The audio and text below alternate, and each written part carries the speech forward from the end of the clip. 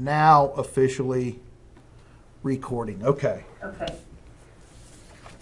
Okay, well, most of the questions I had were related to test banks, so I think if we just go over the, the normal, what a faculty would experience.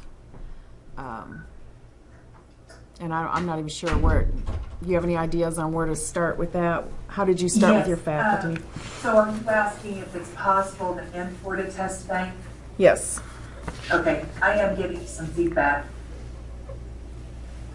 As long as it sounds okay for you guys, that's good. Yes. Okay, I'm getting a good echo.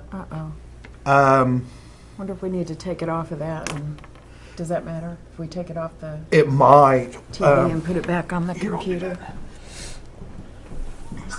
I am going to take just a second. Have a test bank on my computer for anything. Well, and my primary concern is, are they going to be able to pull in the publisher's test banks? And the answer to that is it depends. yeah. If the publisher provides only PDFs or only Word files with their questions, then it's not a very clean entry. We have done that once, but it took a matter of reformatting all of the questions and then converting it through a publisher's test bank service, and then we were able to import it. But that particular publisher has revised, and the last time we tried to do it, we abandoned it. On the flip side, though, the good news is if there is a test generator, or if they can get the questions in zip format, we have had good luck with that. So I was looking, because I have pulled some test banks in, and sometimes I still have the zip files. I was just going to demonstrate it, but I'm not seeing them at the moment. But a lot of the publishers that have an online service where you can go and pick specific questions and generate a quiz allow the instructor to export that. And if that is an option, then we've had extremely good luck importing it into Insight NC, Okay. which is into eLearning. What I tell instructors to look for is whether they have the ability to export into a Blackboard format. Because if they can export into a Blackboard format, then they can typically pull it into eLearning. Okay. That's Now, good. I can show you specifically, let me see how to share my screen. And we deal. Sorry. I'm sorry, I had someone at my That's door. okay. We appreciate your time today, and we know you're busy. Remind me how to share my screen in Skype. Let's see. I'm going to go to that view. That doesn't work. On the call menu button or menu bar, under call, there is a share screens. Okay. I hope that works. I believe it did. Oh, it Yes. did. Yeah. Okay. Excellent. We have created a page in our template that is called instructor only. This is somewhat dangerous because we're trusting our instructors to not share this page to students. But it comes into the template as a instructor view only page so that the students don't have permissions to see it. So it's only going to be shared if an instructor changes that. So you'll see on this one, I have 3 different portlets. We have the to-do list and the course content import upload that are standard. I've added the LTI portlet up there. But basically, you just browse. It's very simple to do this. You browse and you find the particular zip file, and then you upload it. Okay. Once it's uploaded, you go into manage content. If you give me a minute, I can maybe try a couple classes and see if I can find a test bank. I know a couple instructors that use them. And So let me, and if you don't want me to do it now, I can try to find it. oh, please do. We Okay. will wait, definitely. Okay. Marie, one question. When you open this zipped file, what types of files do you see, or file types will be in that zipped folder? You know, I don't open them until I Okay. get them inside. Okay. Uploaded. So that's what I typically tell the instructors is, we may have success here. Is there a reason you don't open the file just to view what's in there? I usually leave it alone until I get it into Inside and See, just because I don't want to do anything that would mess up the file. Okay, great. So I can't answer that. I Well- thought we were going to have success there. Kay and I looked at several output formats generated from a respective test generator, and we noticed some come in an XML, some of them come in a TF, a text file, some of them come in another format. So whether it was Moodle, Blackboard, or just an open RTF file, that's what that question and why that question was asked. Because if we know that we're going to download from Blackboard and all the XML files are in there, we would tend to believe that we have the success or would have a successful import. That's kind of where the question derived. Right, and that's beyond my knowledge at this point. I just know if we can get it out of the test generator in Blackboard, it'll come in. And that's Now, I can't say exactly how this particular instructor got this zip file, but he has uploaded a cartridge of some sort here. So if I click on it, I can see it's a test bank. You can see the questions, which of the choices is coded as correct. So this leads me to think that this is simply a test bank that he's imported. And you can see it'll do true, false, it'll do the multiple choice. It will bring in essay questions, and I think we just passed a short answer question. So it is a two-step process. The first step is to import the cartridge.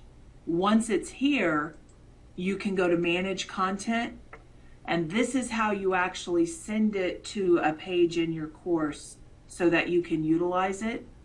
So if I check Exam 2, and he has gone on to his test generator and picked specific questions for a chapter test.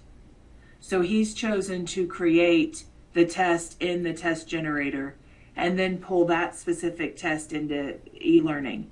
You could pull all of the questions into e-learning and then select the questions you want. It depends on how user-friendly your test generator is. Sometimes it's just easier to do it in the test generator and then import it.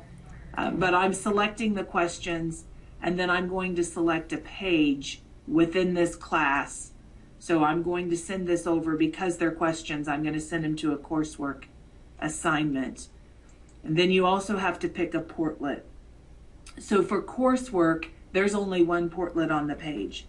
But if you had a different type of resource, you might have a page with 3 or 4 portlets. So you're picking the specific portlet. When you process it, you get to choose the type, which the instructor has the ability to configure those types, as well as the specific unit. And then I don't know how big this is. It may take it a minute, but we'll go over and look at it on the coursework page when it's done. Marie, for clarity purposes, your terminology stating I'm going to import this into a page, that means that a specific page has been created to administer this particular set of questions? What I was meaning was, once you get the content from the course cartridge into your course shell, which we're doing. This particular instructor has called this page exam imports, but this is for our new portlet. This is a look at this is a very old class. We can now call that the instructor only page. That page is just the means. Well, that's good news. Sometimes you have those little hiccups. Let's try it again. That page is only a page to pass through. It just pulls the content in. It's really not usable content on that page. Okay. So in order to use the questions, I have to send them to the part of e-learning where they would be used by students. So I am moving them basically from this import page into the page of the class that students will use them in, which in this case is coursework. Did that help at all, or did I just muddy the waters more? Well, I think that helps me, but again, I'm still not 100% clear, but I think I have a better understanding. Okay. What I'm understanding is that when you pull it in, you're pulling it in, like you said, to an instructor-only area so that no one can see it other than the instructor. And the instructor then has the ability to administer where the pieces go within their course. I'm going to go ahead and try a different one of these. Sure.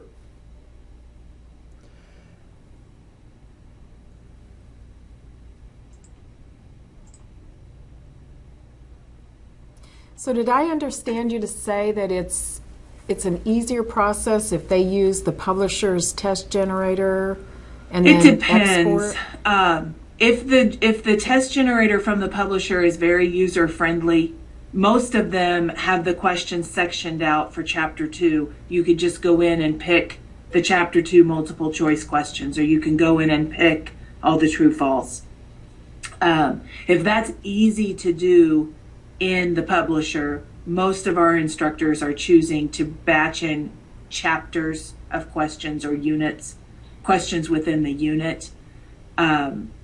You can, once you get all of the questions into e-learning, you can go in and pick certain questions to use. It may be easier to do that in the publisher product, which is why I said that. Okay. But if they're just bringing in a full test bank full of like chapter 1 questions, and they're going to use the entire test bank and just randomly pull out so many, it's better for them just to go ahead and export it. That's what most of ours are doing, and you do have the ability to set up a question pool within e-learning, and that's why they're opting to pull in as many questions as they, I think they go through and vet the questions and make sure that they're not pulling in the ones that are poorly worded or whatever the reasons are they would reject a question. Right.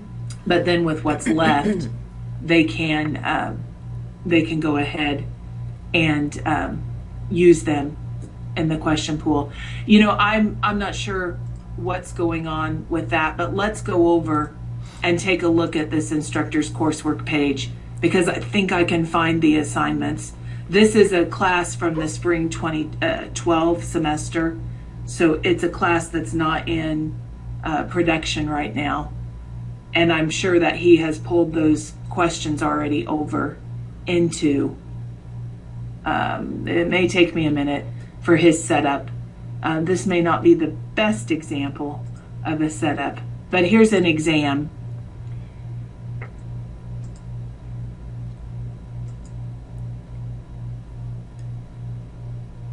So we're over here in the test builder, which is when you have an online assignment, you work within the test builder. So he has several sections, and he's got these set up by outcome. So this outcome 2 map reading is a section. Outcome 3 history is a section. So it looks like he's covered 5 different sections here, 5 different units. He does not have these set up on a pool.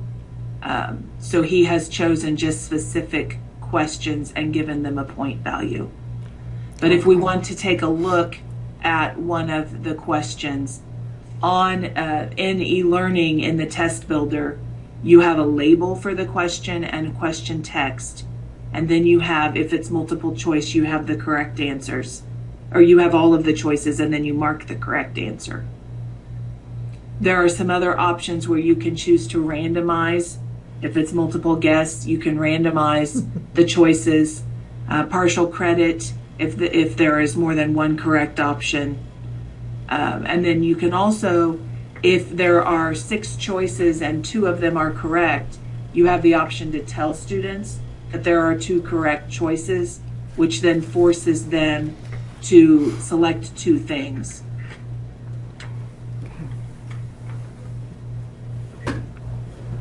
Now I'm going to take a look at just adding a question. Now it looks like I only know the terminology in Angel, but it looks like there are what I would call question sets, several question sets where then he is pulled out specific questions. Yes, and that's what would be called a section. Your sets, I think, would be called a section here. So you can see I'm within a new section, and I have the choice to make it regular where I just have certain, like I have 3 questions, or I can choose to have a random selection from a pool within this particular section. Just like you can randomize the order of choices on a multiple guess, you actually can randomize the order of the questions as well. And then you can set a time limit on this section. You also have the ability to set an overall time limit on the entire assignment or test. But you can set for this particular section, they can't spend more than 30 minutes or, So let's say an instructor has some objective questions that they think the students should be able to breeze through, and then there's more questions that are short answer or essays that would take longer. They can set a specific time limit. Let's say they give the students 2 hours overall. They can say this particular section, a student only has 20 minutes on. And then they have the remainder of the 2 hours for the other section. And then there's an extra credit option as well. And that all pertains to that section.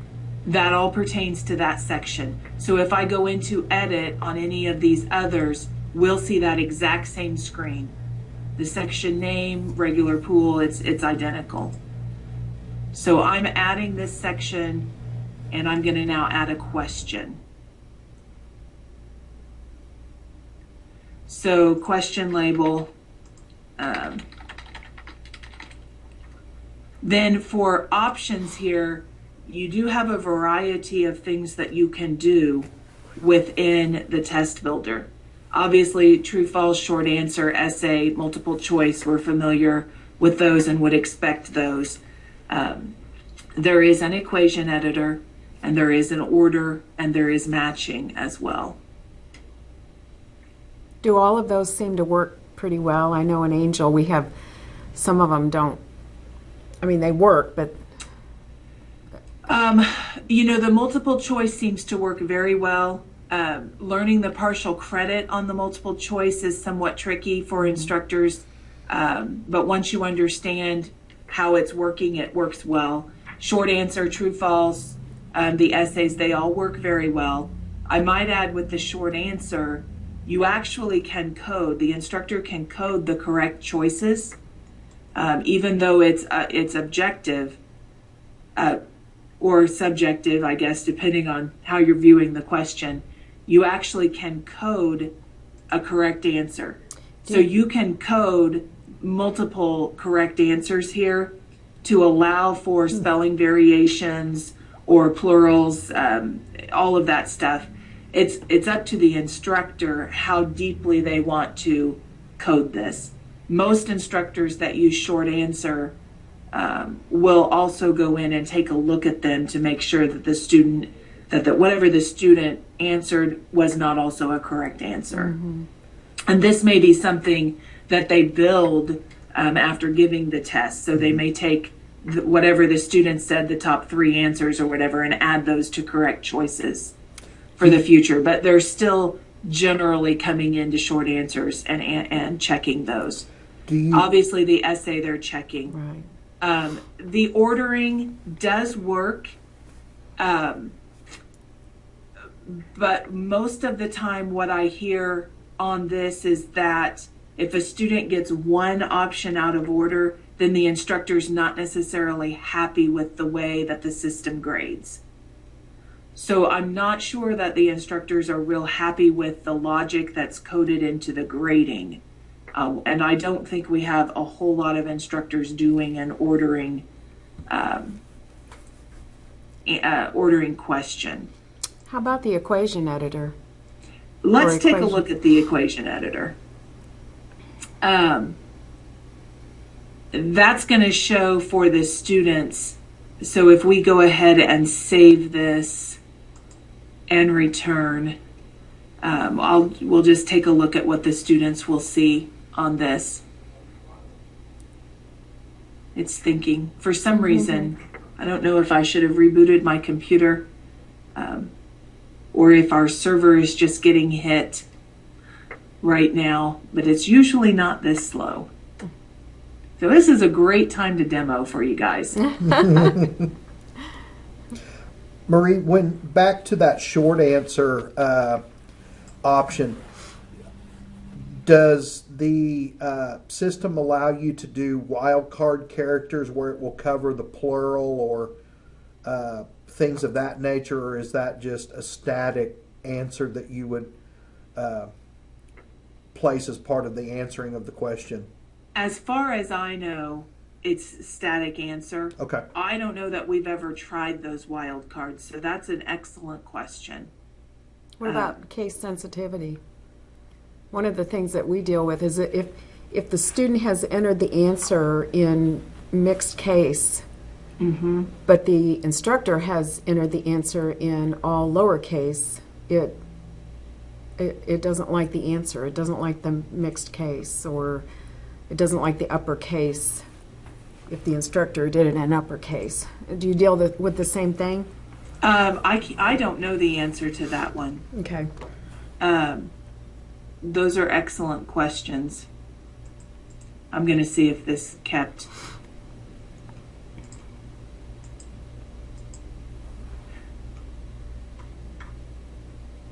It might have, but I don't have a point value on it. It did keep. So we were hanging for some reason, but it was there. We can preview, and this is exactly what the students would see. So this instructor has the test set up with pagination to show one section per page. So since I'm section 6, I'm going to go over here. So the equation editor looks like this. So from the student standpoint, they would see the question. 51 would be the actual question. They would go into the equation editor. So let's say the answer was x squared. You have to know a little bit of it's a little intimidating for some students, I think. Because let's do a fraction. So if we want a fraction, you can't wipe out, it's like HTML coding here. Okay. So if they've had a little bit of experience learning this, hopefully from their instructor prior to having to do a test, it should be okay. But most students, being a former math instructor, most students would not really like this very much. But it does use a procedural left to right and the same, and I can't remember for the life of me the term, but the way to make the expression of the equation, it's a left to right, and you build it using parentheses. Right. And it's not horrible if you can get your students over the hurdle of seeing it. And if we do a matrix here, I can get it. So here's your matrix. I would just think that if an instructor was going to use this, they would have the students doing it before the exam. The best part about this, in my opinion, is this bottom Right. part where they can actually see what's going on. And then they can, so I have A, B, C, D, E, F down here, and I really want that to be 1, 2, you can't change it down here.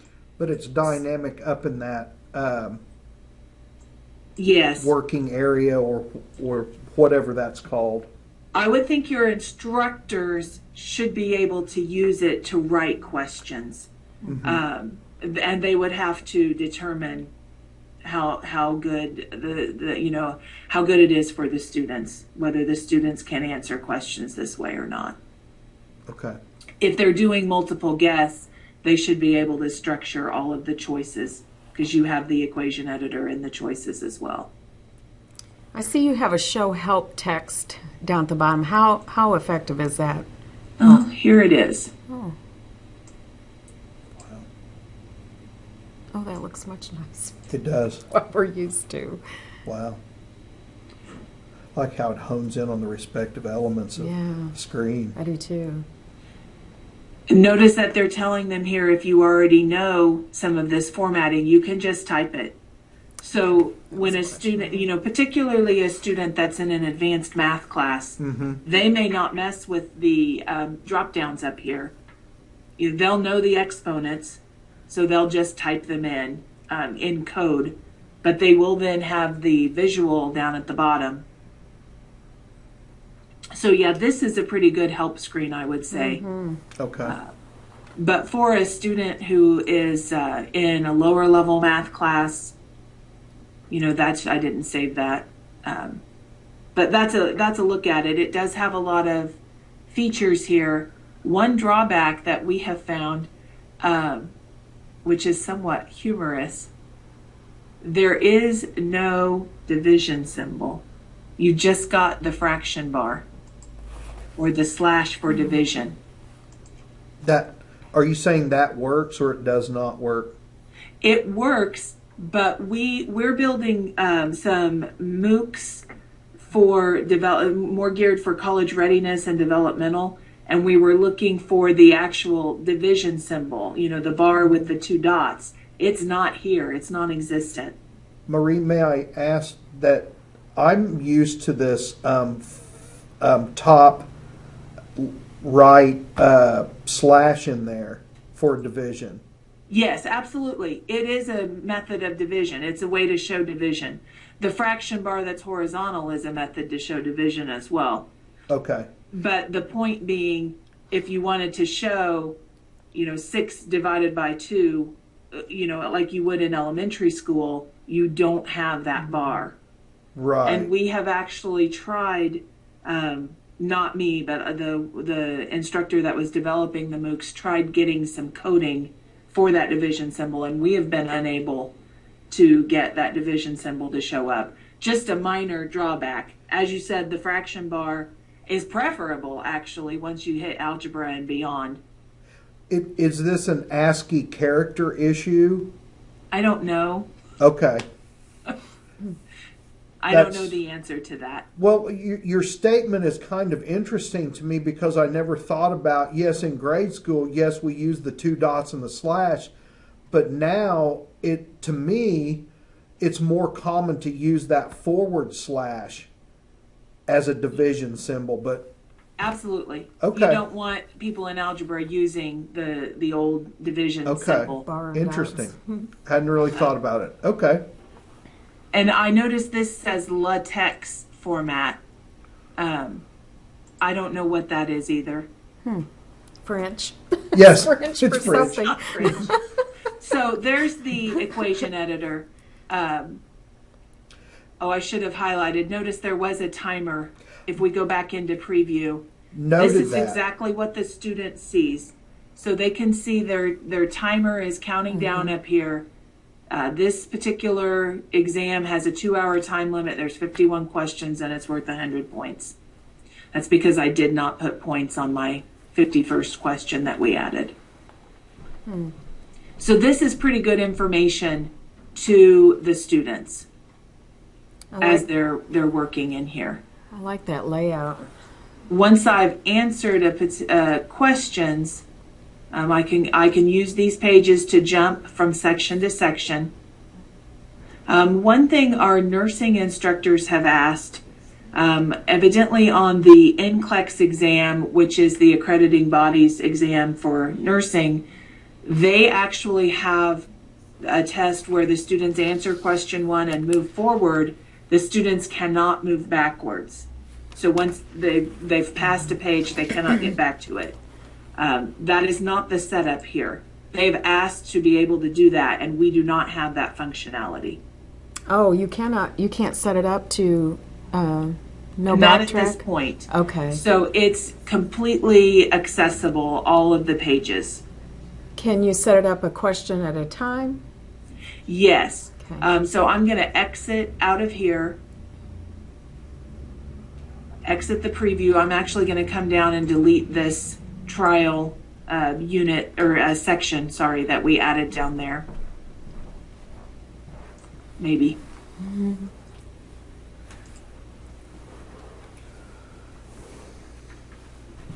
And then we can go in and take a look at the settings. So we were in the test builder, which is where you actually make the questions. Here are the other settings that the instructor can control.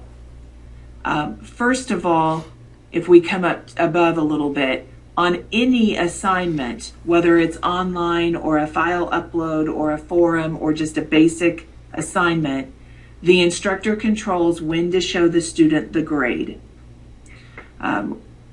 As soon as it's available or after the due date has passed and it's available. With an online assignment, the instructor also controls when to allow the students to review the assignment. So you might be willing to show them that they earned an 84% without showing them which specific questions they got correct or incorrect. So the choices here are immediately after each attempt, as soon as they turn it in, as soon as it's fully graded, as soon as the due date passes, or as soon as the due date passes and it's fully graded, or never. And we do have some instructors that choose the never, just to preserve the test, the integrity of it. Those instructors, we encourage them to set up an appointment with a student. If a student asks about what they missed, we invite them to set up an appointment and walk through the questions with the student. Then you can show the students the correct answers after the due date, anytime they can review, or never. So you might be willing to show them what they chose and what was incorrect, but not necessarily show them what the correct choice was or the correct answer. This is a nice feature that some of our instructors have started using, the ability to turn off the test review. So you might be willing to give them a week to get in, or a day, or turn it off at the end of the semester. Those are some choices that instructors have. Here's where you code the overall time limit, the pagination. So yes, you can do 1 question per page or 5 questions per page, 1 section per page, or have no pagination. We strongly discourage instructors from the last option. Yeah. You can randomize the sections. So you can randomize choices on a question. You can randomize questions within a section, and you can also randomize the sections within the assignment or test. Now, if a student gets kicked out for whatever reason, they were taking it on a wireless network and their device lost connectivity, or whatever happens, the instructor can choose to lock those students out, which means those students need to contact the instructor, who then has to go in manually to that student and allow them entrance again, or not. When they come back in, do they pick up where they left off? That really depends. Usually you would expect to have a loss of some questions, perhaps. With the pagination, I should have said back there, when the student goes to another page, there is a message sent back to the server to save all of their work. Now, within the last year or year and a half, Genzabar has built in some auto saving. So if a student is sitting on the exam and not making forward progress, the system should save their work. And that has worked fairly well for us. Prior to that pagination was extremely important. So if they've been on a page and just advanced and answered 2 questions, they may lose those 2 questions. But the work that was saved should still be there. And I should add, the instructor actually has the ability to reopen the assignment or to allow the student to rework the assignment. So the instructor does have a choice there. If a student gets kicked out, instead of sending them back into that attempt, they could force the student to do a brand new attempt. So it could be both ways depending on the instructor's wishes. You can allow extra credit. This has been a very popular option with our instructors, that particularly our nurses, who bring all of the students into a lab and they test together, even though it's an online through the e-learning. They don't let the students access the questions outside of their testing environment.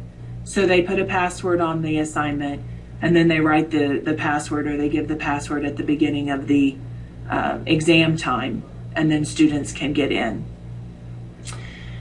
Can they Go ahead. Can they reuse that password? What we have found with Angel is, let's say there's a password on exam 1. If you reuse that password for exam 2, the students get into exam 2 even without that password. So we have to encourage them to use a different password for every test. I don't know that we've had an instructor test that. Okay. As far as I know, it would not, there would be no way for the system to check that they've used that password. Okay. So my inclination would be to say, yes, they could reuse it, but you're absolutely right. We don't want instructors to reuse the same password. Mm-hmm. Now, they can come in and change this password as well. So if you have a student that misses the exam time and they're going to need to make up an exam with an instructor, then the instructor comes in after the students have started the exam. The instructor comes in and changes the password so that the students that were absent can't get the password from a friend and get access to the assignment. So that is something that has worked. At one point, we had trouble removing the password once it was set. So I don't know the current status on that, whether that has been fixed or whether once you put a password on, there's always going to be a password. So the eraser locked browser is an excellent idea, but it's problematic. This is most LMSs now have a locked browser that restricts the students from using any other, only one tab in a browser, no other browsers open, no instant messaging, you can't print, you can't take screenshots. All of that works extremely well. What we have found that's been problematic for us, and of course we're trying to utilize this in an online environment where students are on their own devices, there are certain things that are stopping the student from getting in that you wouldn't even think would be stopping it. I had one instructor tell me that the student was on a laptop, and of course we tell the students, restart your computer and don't open anything except the one browser that you're going to use. But this particular student on the laptop indicated to the instructor when the laptop was on the dock, they were not able to launch the locked browser. But when they undocked the laptop, they were able to launch the locked browser. So What I tell instructors, if they're going to use the locked browser, they need a standing assignment in their class that's a locked browser test where the students can go to it and if they can launch that particular question on that particular assignment, then they should be able to get into their real test with the locked browser. So it's like a trial, and you don't just do it at the beginning. You do it every time that you're going to take a real test. And I really wish Genzabar had coded that into this option. If an instructor selects this, then they would have a link, here's your test for today. Can you get in?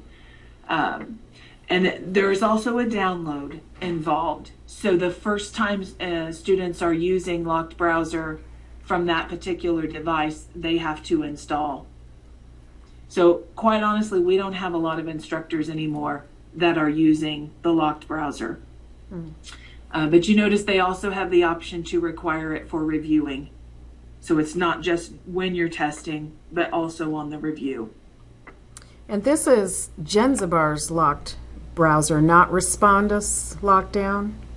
I don't believe it's Respondus. It's something that Genzabar has built. To the best of my memory, there's no third party here. Okay. Some of their products are third party vendors, but I believe this was built by Genzabar.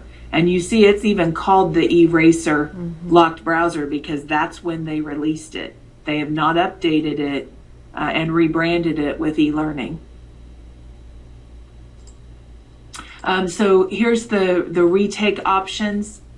The instructor has the ability to say 0 through 4 or unlimited number of retakes. Regardless of this setting, the instructor always has the ability on a specific student to reopen. And then there's a retake waiting period. If it's left blank, then there is no retake waiting period. But instructors can code that in minutes, hours, or days. Now, this show in progress grade updates is very important if the instructor is allowing the student retakes. If they don't check this box, then after one attempt, the student doesn't know how they did. Let me see if I said that correctly. So I have 3 chances to take an assignment. I go in and do my first attempt. Then I want to see how I did on it. And if this box is checked, then I can see it. Oh, okay. There might be times where it's appropriate to not check that box because you may just want your students to do it 3 times, not knowing how they did, and you'll take the highest grade received. So there might be times when it's appropriate not to, but the majority of our instructors that are doing retakes on an assignment will check that box. And I will say, one thing I don't particularly like about the standard wording is Genzabar sort of assumes that this is going to be a test. Their online is only going to be used for an exam or a test. We have instructors that use online assignments for other things. So there's one phrase that to the student it appears that you're going to be taking a test when it might be just a quiz, or it might be just a fill in 3 answers. It might be a survey. We had an instructor use it to do a survey, a poll of their students. I should have said that at the beginning. So there's 3 options here: last grade, highest grade, or the average of all the grades. Marie, I have a question. On the retake waiting period, are the time, is it denoted by the server or by the student's computer? It's, as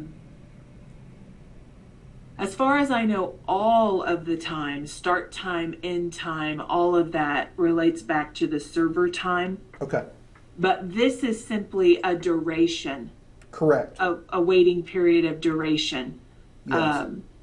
Because if the server depict when the next opening occurs, if I shut it down right now, it says I've got to wait 10 minutes, the server has to elapse 10 minutes before they can access the assignment or test again, correct?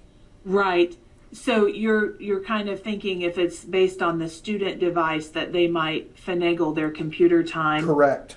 Yeah, it's all based on server. Everything I've ever encountered is based on server times. Great.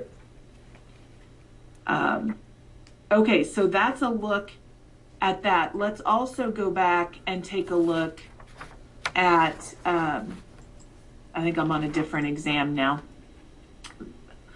But let's look at a particular student. You can see at a glance, you saw the completed time, date and time, and then the elapsed time that the student was in the assignment on that previous screen.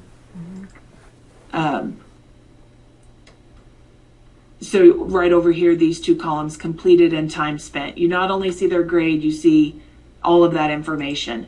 But when you go into a student, you will see, so this was a student that did fairly well on the first section, which was outcomes 1 and 2. You can expand all of these responses at once, or you can, if we go back to that collapsed view, you can step through the sections with the page numbers here at the bottom. You can also choose to review the whole thing on one page. Maybe. There we go. So I can see at a glance which questions were missed. So if I'm going through and doing a manual review of this, I might note that several of my better students missed question 3. I can then opt to view every student's response to that question. This is really popular with the short answers, the essays, where you might want to see the quality of work of all students before assigning any grades. Let's take this to another level. Would the reporting mechanism, the statistical, or I'm going to say usage statistics, does it also denote how much time a student took per question?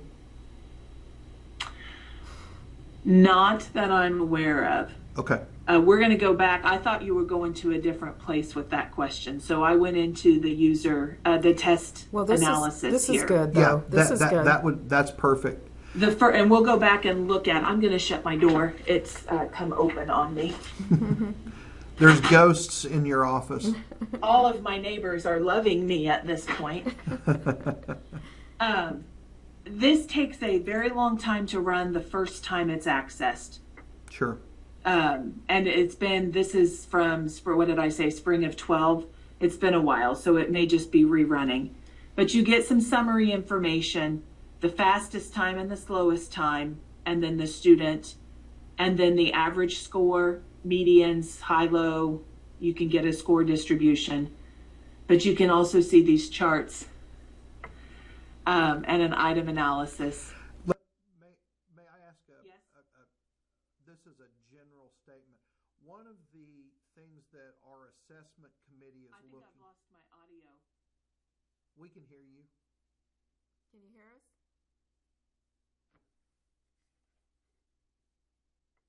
Can you hear us? I cannot hear you at all. Can you hear me? Yes, we can. Oh, say something again. Test 1, 2, test.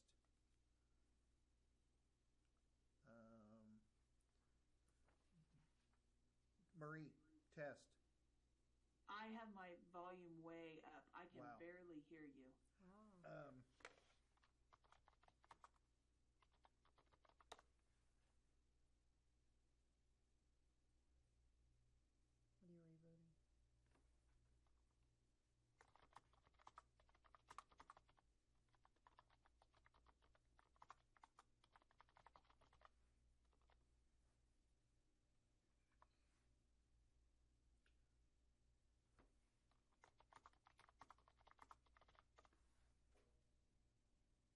Should we retry the call?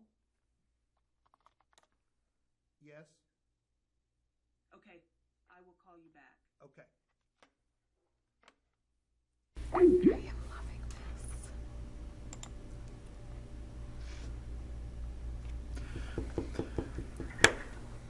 this. If this does what this alludes to, what she was just showing us, the item analysis.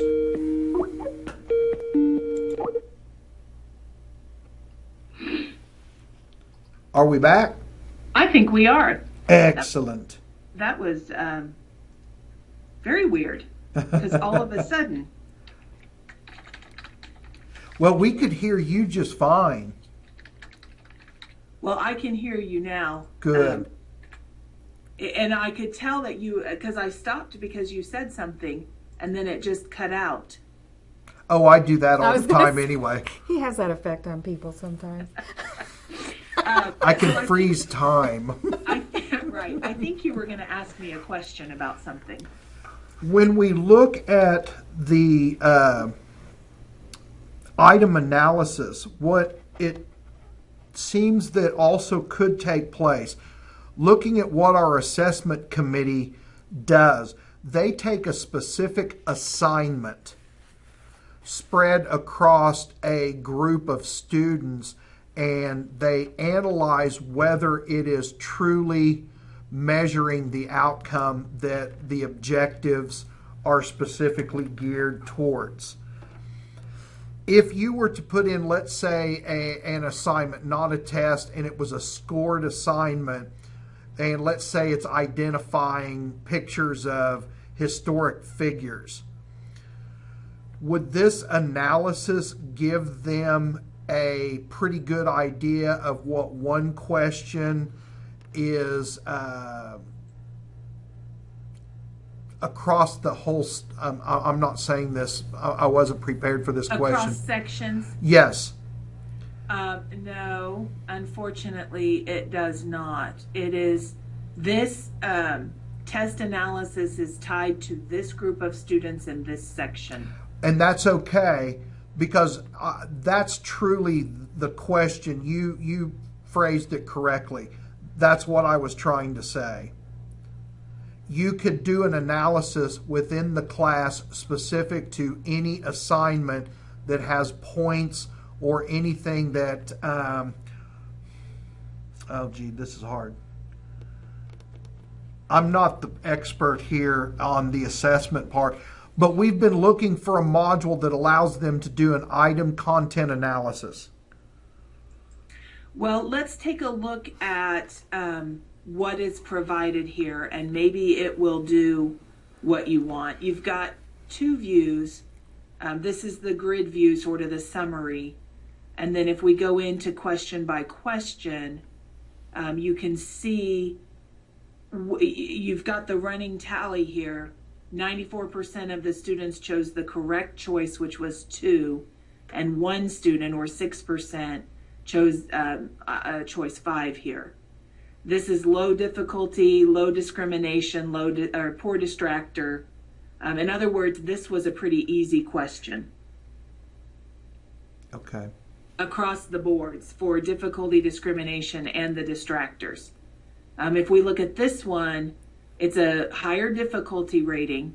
There were 2 choices. The students were pretty, so 3 of the options here were not very good distractors if we're wanting students to pick them. But the students were kind of split. In fact, more answered the wrong choice, number 3 here. So the discrimination is good, still poor distractor, but the difficulty was higher. Okay. Would you expand for more details? Sure. What options are there? It's showing you by distractor, the overall percent. What is the high and low? And you're stating that a distractor is, in the case of a multiple guess, it's the other 4 options? The wrong choices. The wrong yes. choices. Okay.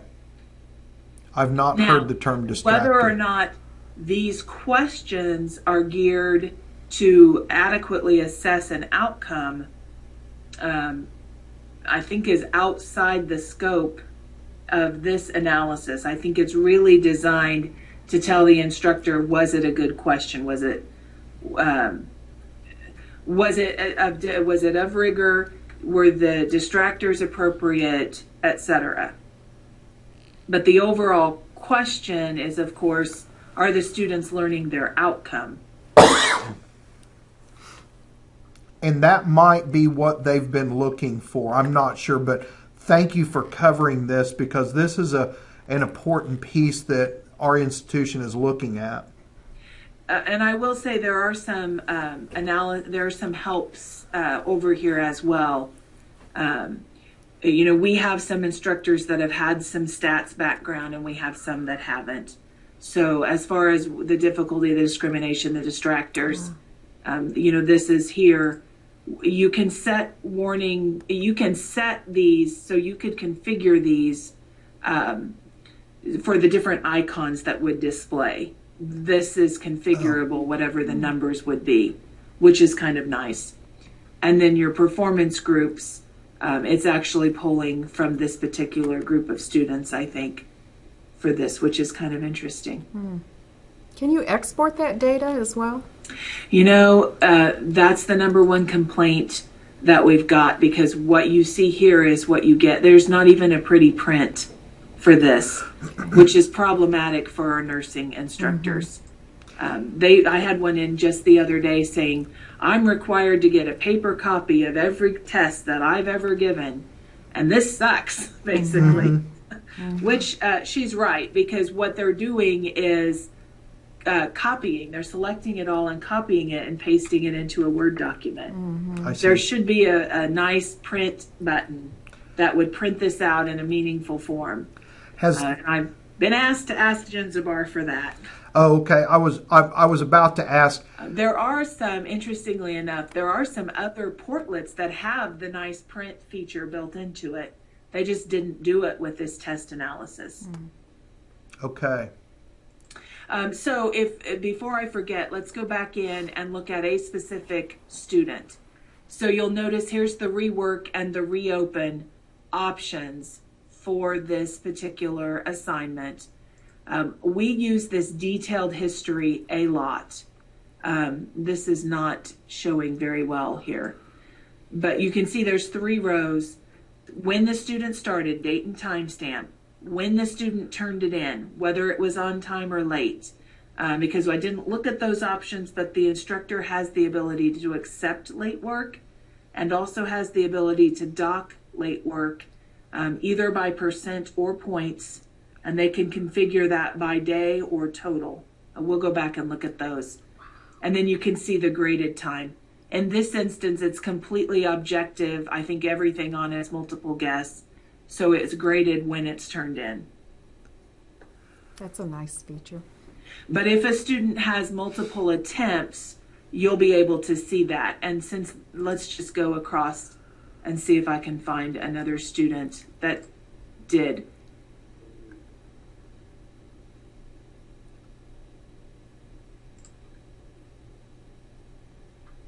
These features here where you can go previous and next on this particular student or go on this assignment through the student body have been very positive for instructors. Here's a student that took advantage of the retake. So original score was 84, and you can see the questions and the answers as the instructor. This is important if you've got that question pool going. You can see which questions the student took if you're interested, and then you can see the retake option number 1. I am getting quite a lag time. I think it's Skype actually, because I had a message about the quality of the call when I shared my screen with you. Yes. Anyway, this is nice that you can differentiate the 2 different attempts. And if we look at this student's detailed history, assignment started, that's the retake, when it was turned in, and then it was graded automatically. The other common thing that you'll see is that the assignment might be turned in not by the student, but turned in at the due date and time. So if a student has uploaded a file on a file upload but not actually submitted it, the system automatically submits for the student at the date and time that it's due. The same is true on an online assignment. If they've got work in there, the system submits it for them. Well, actually, the system submits it either way. It just gives them a 0 if they haven't done any work or haven't uploaded files when it's due. So do you have to code that in to submit it at a particular date time? You do have to code in a due date. Okay. But once it hits that due date, it automatically submits. You don't have to tell it to automatically submit. Right, it just does it. It just does it. So let's go back to the edit.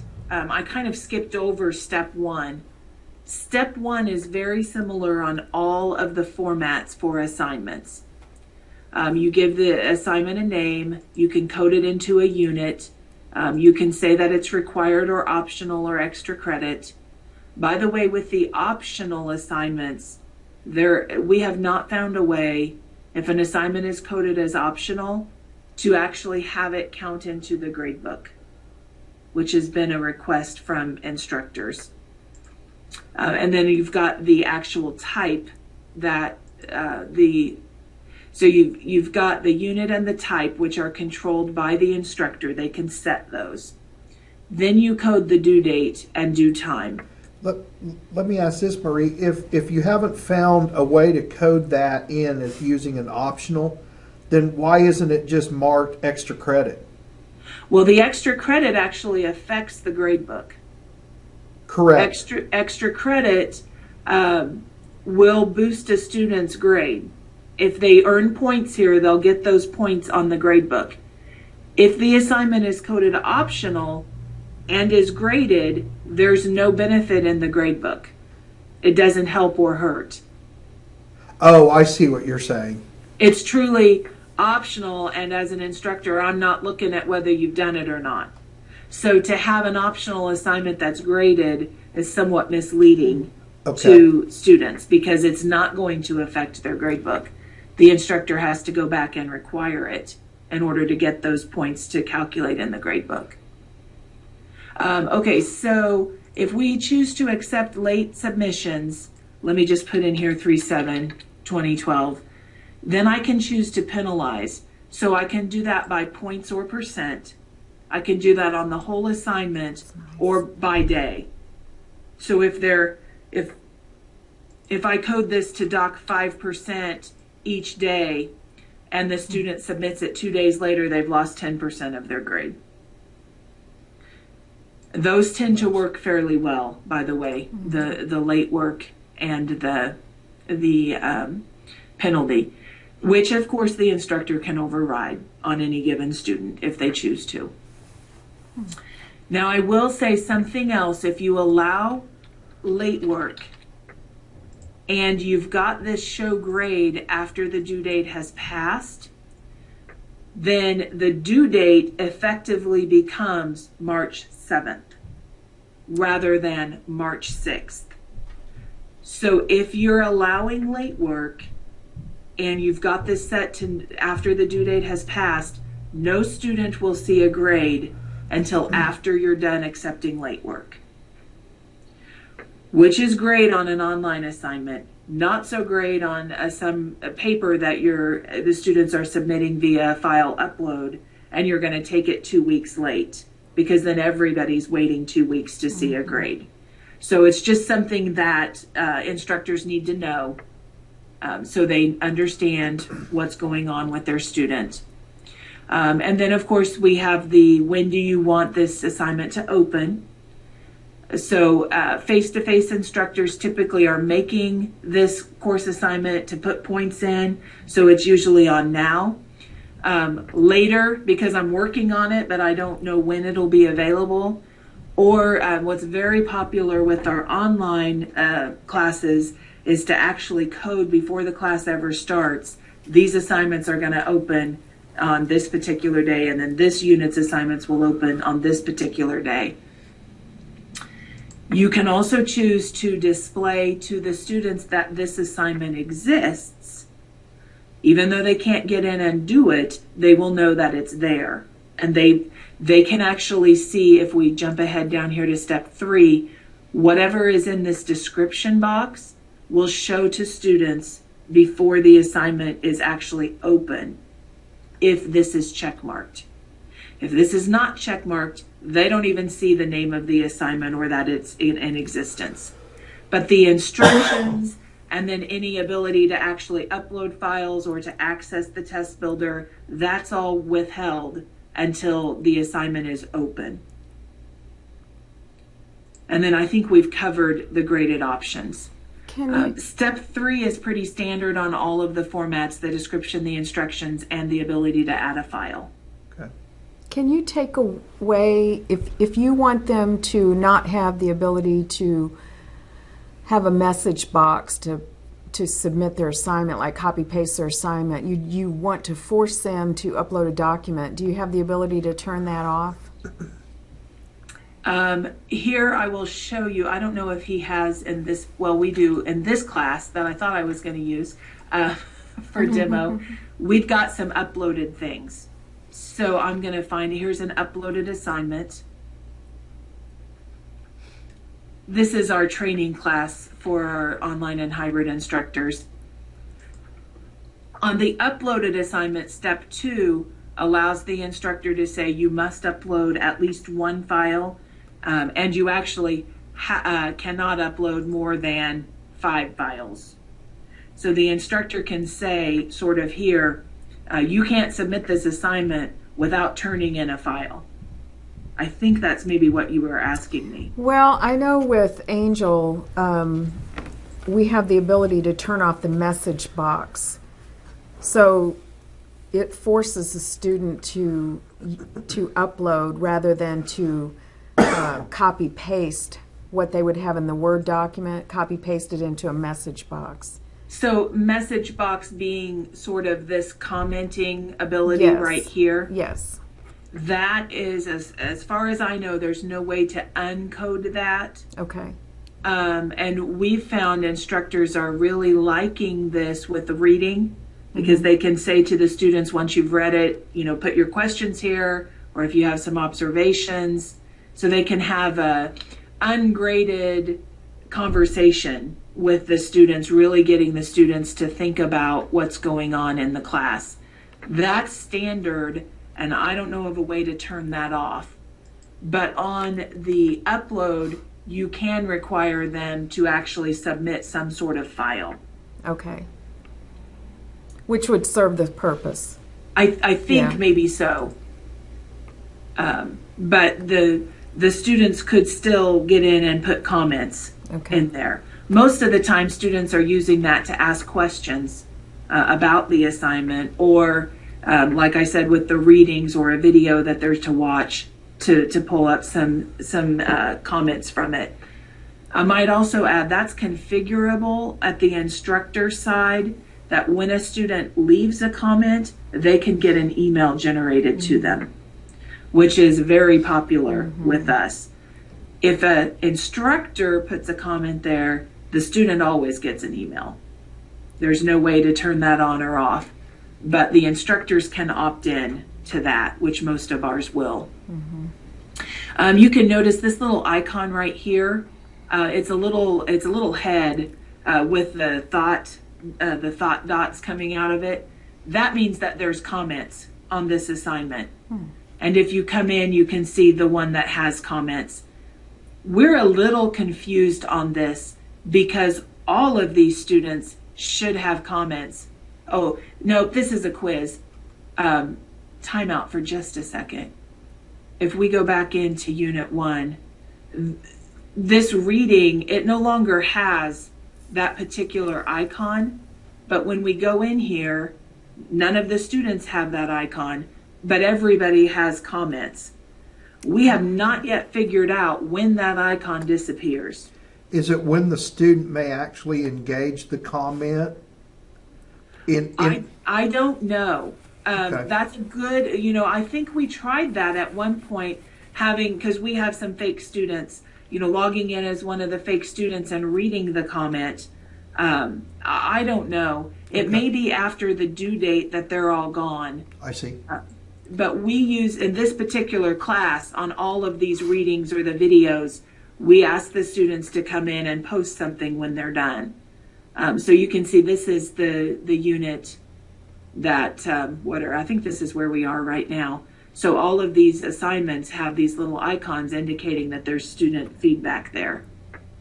I know in D2L there was a separate little area where it denotes to the student and faculty that there are unread messages or unread feedback. And that, I'm not sure if that's the case here, but it seems that may be the option. I don't know. Right. So I don't know either, but you can see 5 of the 7 students have that icon, but George and Caleb have also posted in here. So it may be, like you said, it's somehow tracking when the student actually reads it or engages back with the instructor. Okay. But the notification that there is a comment is nice. Definitely. Most instructors like the email better. So let's see.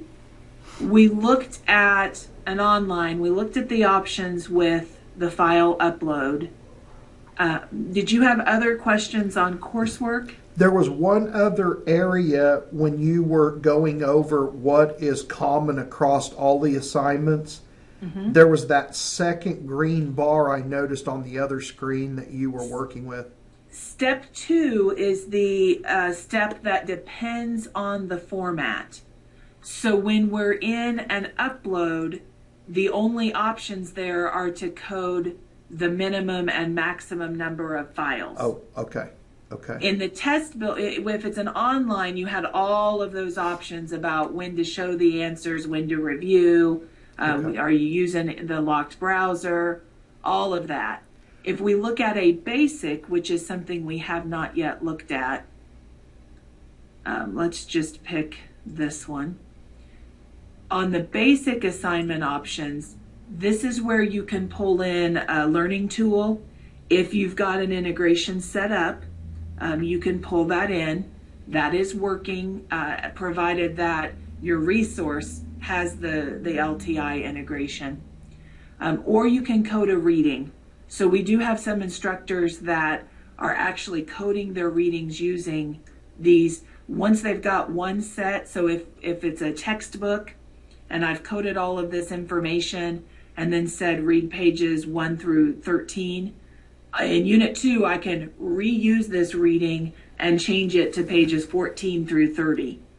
So they'd only have to code that once in the class. So some of them are, once they figured that out, they are taking the time to code in most of this, or some of this. And that's made metadata?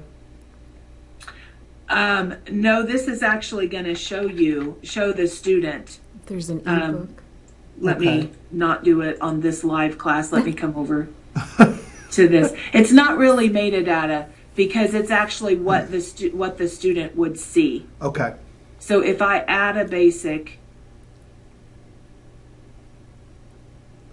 and I do a basic format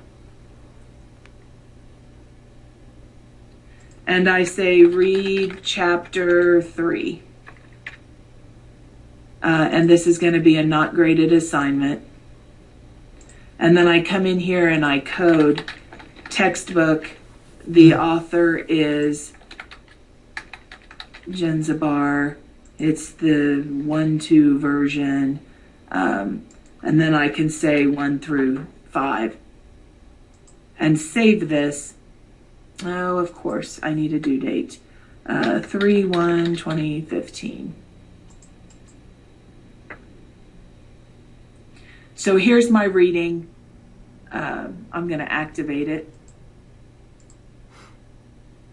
And I'm going to view as a student, which is something we haven't looked at yet. But the student has a completely different view of coursework. So here's my reading chapter 3. When I go in to look at it, it actually shows me that I'm to read the textbook by Jenzabar version or edition 1-2, and then pages 1 through 5. I saw a URL option. Can you link it to an ebook page? Let's go back in. I've not played with that, but let me pull a URL and let's see what we can do.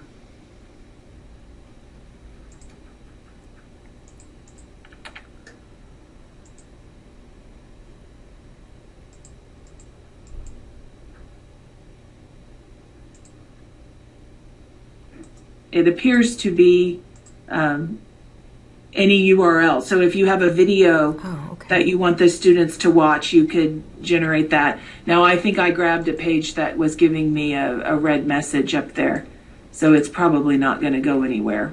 Error. Yeah, that's blah blah. Yeah, that's okay. I can see what it's doing now. I like that. That's neat. It kind of takes the wordiness out of putting together some of the instructions. Right. It's a succinct way to say this is what you need to do. Mm-hmm. Marie, I have two more questions, and Okay. I'm not sure if Kay has others as well, but I know you're probably getting close to your time. Can you go to that first area where we were looking at putting in an assignment and specifically look at the drop-down menu for the types? Yes, but let's do it this way. Okay. On the coursework page, because we have not talked about the instructor controls. Okay. So we have this little box up here at the top. We're going to go into Manage Units and Types. So here is where the instructor creates the units. Now that one class we were looking at had a gazillion units. Not best practice, I'm aware of that. Our standard shell has 8 units for the instructor, and they're very creatively named, Unit 1 through Unit 8. Some of the instructors go in and change that. You know, we're going to talk about Asia, we're going to talk about Europe, whatever they're teaching. So they actually do Unit 1 : with a subjective indication there as well, which I think is helpful for students. The date range is very important, and I'll go back to that in a minute. But down here under types, there are standard types. I believe these might be the standard types that come out of the box.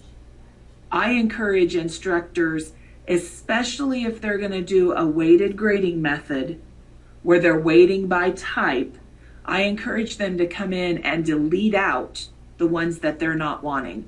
So we're going to delete out an assignment. Or assessment. We're going to delete out the final exam. We can go into lab report and say, just call that report. So these are completely configurable. I can change them, I can get rid of them, or I can add a type.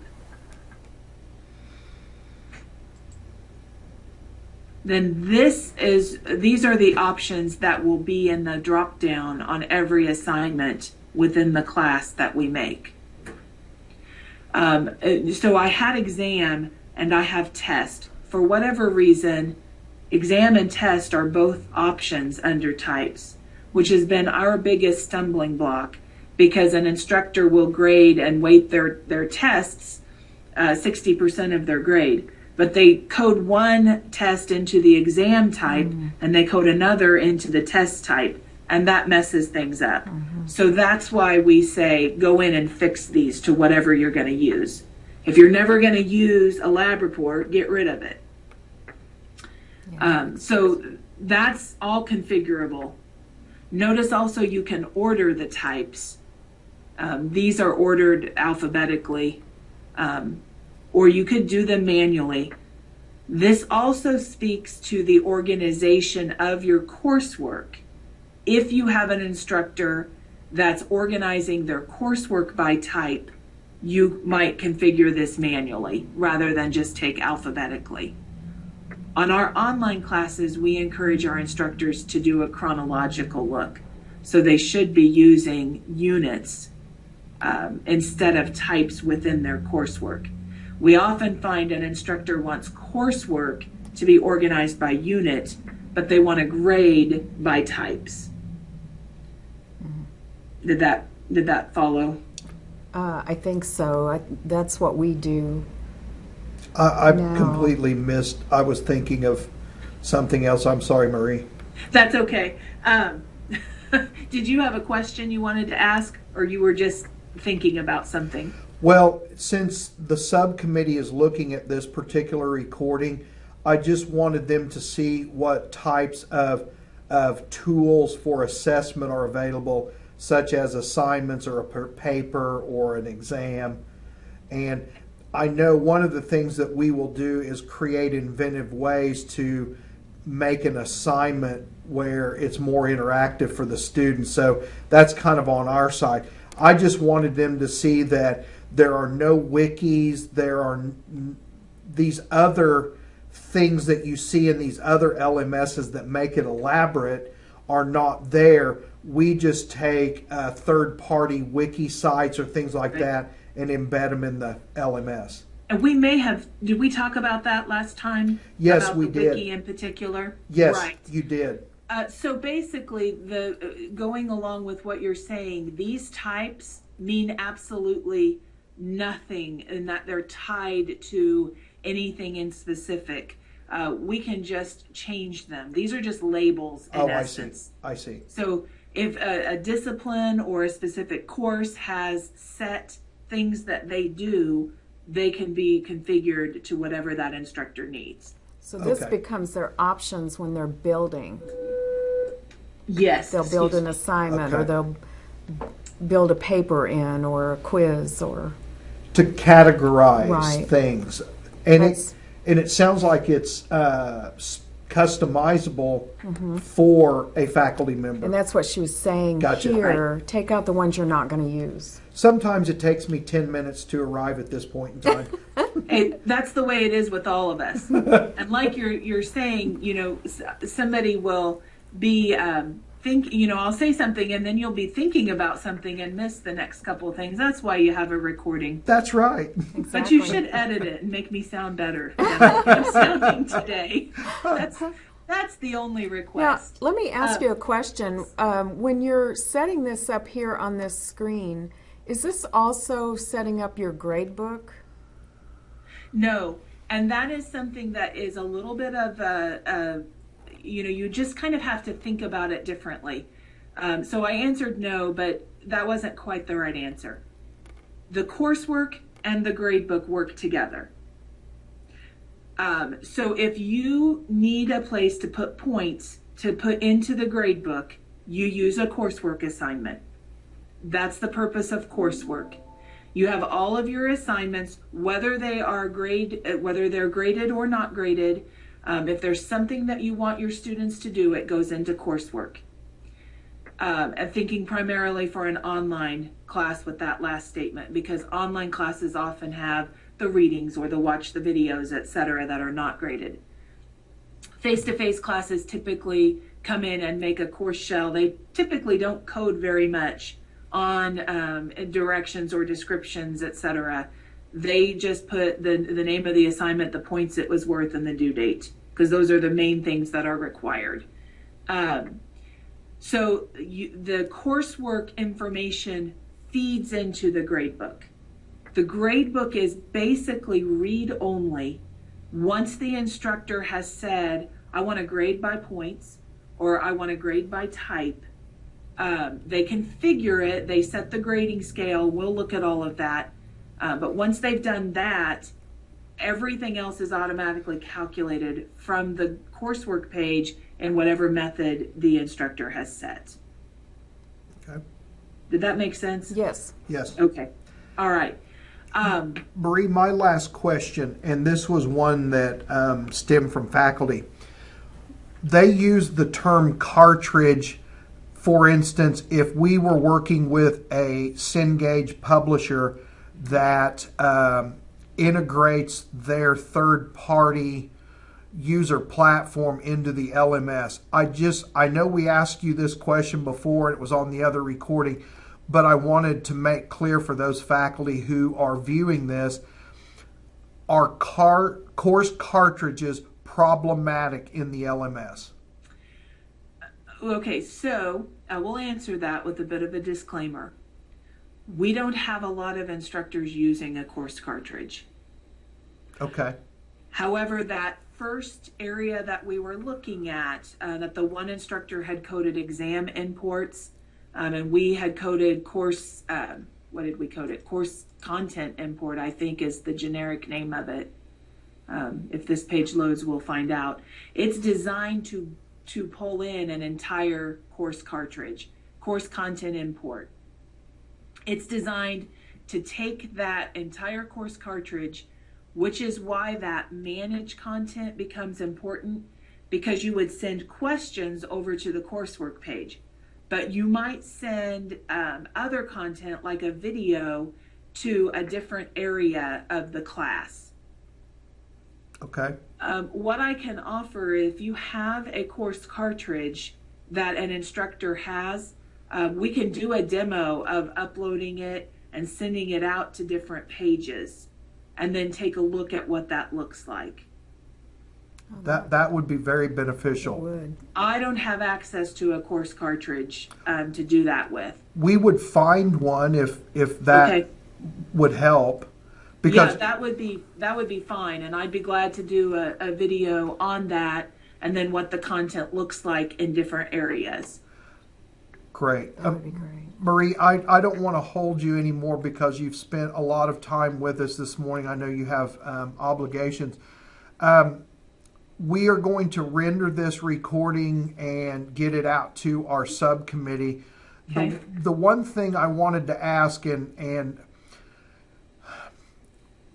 people develop their training according to their particular site. For instance, you've probably put together specific little training packages to help your faculty. It may be an FAQ or something like that. Did you say that Genzabar has some canned training elements, or do you recommend something else, or to build our own? Genzabar has a canned manual that they have released. Now, I will also say that when we got rubric grading, which it was new to us, we did our upload over the Christmas break. When we got that, Chris Youthy, who's in charge of e-learning and JIX at Genzabar, released a series of a couple different videos. They were like a minute long or 2 minutes long, where he looked at how the instructor creates the rubric, and he also looked at what the student sees from the rubric.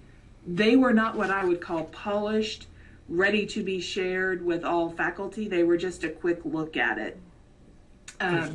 We pretty much do our own in-house. Most of what we do is at every in-service we have an Inside NC updates session where I go through all of the things that are new that faculty might want to know about. We've done webinars before, and we generally record those webinars and release those for faculty that aren't able to be at that particular time. We do have some things that I've done short little videos on. We've got a couple other people doing short little videos. For instance, we've got a video on configuring our syllabus page that tells the instructor, what we're looking for and what we want them to do. We've got also just Word documents that we've PDF'd that have short steps and then screenshots. So the sort of the pictorial thing. We certainly do not have what I would consider a good comprehensive set of those. Okay. It's more piecemeal, and it's more based on the time that we have to make them. Understand. Okay. Have I said I'm a department of one? Yes. We can relate to that. Yes. So not good. But I did, before we close, I did want to show, since we've talked mostly about coursework today, this is that same training class, and I'm viewing as the student. So the date ranges, I mentioned that that's important on your units, because this unit ended on 2/8. It's automatically collapsed for the student right now. We can come in as the student and see all these nice little check marks. Mm-hmm. And you can see what I'm awaiting a grade on because I haven't done any of the work. I have no grades. But if I were a student, I would actually see the grade that I earned on those. This is, in my opinion, one of the biggest advances that we've made with coursework, because it really hones the student in on the unit that's active at that point in time. And we open our units a week ahead, so this starts next week, so it's open as well. But as we scroll through, units 5, 6, 7, and 8 are closed. We have these assignments set to not show while they're inactive. So this is one thing I absolutely hate. You can see the outcomes. That's just what we've chosen to put in the unit description. What I absolutely hate is this statement right here. There are not yet any assignments in this unit. To the student, it looks like the instructor isn't on the ball and doesn't have anything there. But I'm telling you, they're all there. They're just coded not to show to the student. Okay. But this automatic opening and closing, depending on whether you're in the date range or not, is very good. The students like it. You can also see we're in Unit 3 right now. The ones with the check mark are over. They're done. And so then it hones right into what's still available to be done. And what you're seeing is the description. So here's the description of the assignment. If I click into the journal, then here's the instructions, and the file that's attached is the rubric, and then the link that actually takes the student. This is a forum assignment. Format is forum, so it takes them directly to the place where they're to post for this. That's Okay. nice. So this is just a look at the student view of the class. So if we go back to the instructor view, it was that more table summary. Here's the name of the assignment, when it's due, the type, the status, which is valuable to the instructor. What's ungraded out there, what's still graded, needing to be graded. And it's all in one area, so you can edit right from that page any one of those items. Yes, the pencil That's nice. icon takes us right into that assignment, the step 1, 2, and 3 for the assignment. Speaking of editing and that date range for your online instructors, this edit due dates is extremely valuable, because you can set activation and end dates for every assignment in that unit. They actually call this, I'm very proud of this, they call this the Marie screen, because I'm the one that said, we need this. Oh, awesome. We've had that for several years, but That's that was one nice. of the advantages from being on the advisory board for the Eraser e-learning product. That's a nice feature. So really what we did today was look at the import and the coursework. We didn't get into the gradebook too much, and we didn't get into any of the forums, any of the handouts, the resources, any of those screens, or the basic, what's now called the free form context, the basic building box, if you just want to put text or pictures or embed things. We didn't talk about any of that, or the blog. So I don't know if you want to start with what we have, and if your review committee wants to see more, we can schedule again, or if you just want to schedule again, you can let me know on that. Okay. Okay. Marie, we really, truly appreciate your time, and we thank you for helping us with this. And I think the next plan is render this recording and get it out to that subcommittee, and then see if they draft any more questions that would be specific to some of those other areas. Yeah, because that's what we've done is we've taken their questions and kind of honed in on those. I think that at some point they would like to see, maybe set up a unit from beginning to end, and go into some of those different components, Okay. like the forum and things like that.